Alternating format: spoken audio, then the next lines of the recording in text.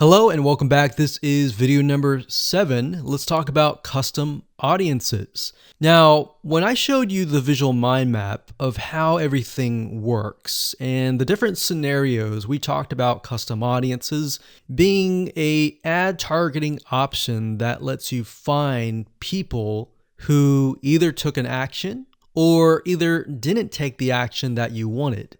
So as you can see here, according to Facebook.com, a custom audience is an ad targeting option that lets you find people who already know your business on Facebook.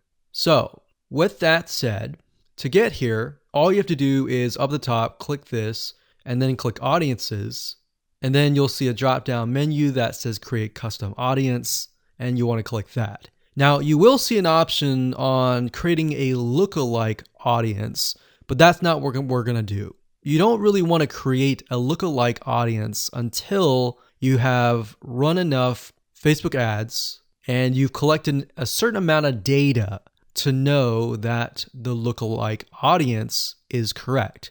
So what is a lookalike audience? A lookalike audience, according to Facebook, is, let's say we run 1,000 people to an opt-in page. And out of 1,000 people, we have about 100 people who opt in. Now, out of the 100 people that opt in, we want to figure and reach similar people based on the 100 people that converted. So what you can do is you can create a lookalike audience with Facebook. And what Facebook will do is it'll go out into the database and find people that are very similar to the people that have opted in. Now, that is super powerful. No other platform can do that.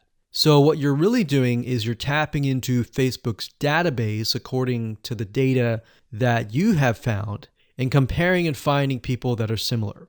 You could do that with a purchase. Maybe you have 1,000 people that visited a sales page. And out of those people, we have eventually 100 people that buy. So we want to find 100 people that are similar. So that's what a lookalike audience is. Now, what we want to do in this specific retargeting campaign is to create a custom audience. So these are the different custom audiences that you can create. Now, I'm not going to talk about how to create one just yet. We'll talk more about that in the next video. But as you can see here, as far as custom audiences go, you can find, let's say, for example, an email list of your customers or your subscribers and upload them here. And then you can retarget them. So maybe somebody opted in for a freebie.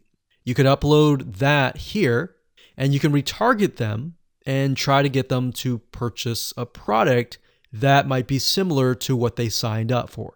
So even though they fulfill the action of signing up and giving you their email address, you can still retarget them.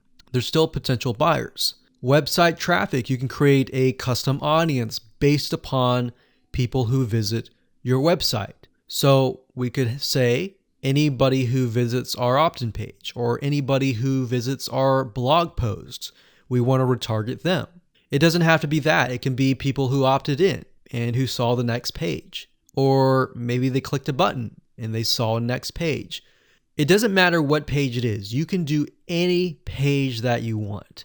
As long as the Facebook pixel is on it, you can track it, you can create a custom audience. Now, app activity is something that most of you will likely not use. You can create a list of people who launched your app or your game or took a specific action. Offline activity, you can create a list of people who interacted with your business, your in-store business by phone, by offline channels, and all that. For engagement, you can create a list of people who engage with your content on Facebook or Instagram. Now, most of you are going to use the customer file or the website traffic. Very, very few people actually use the app activity or the offline activity unless you have a local business. So one of these two, most likely you're going to start out like this if you don't have a list. So you'll start here. So now that you understand the different types of custom audiences that you can create, without overwhelming you, let's move on to the next video and we'll talk about how to create the custom audiences correctly.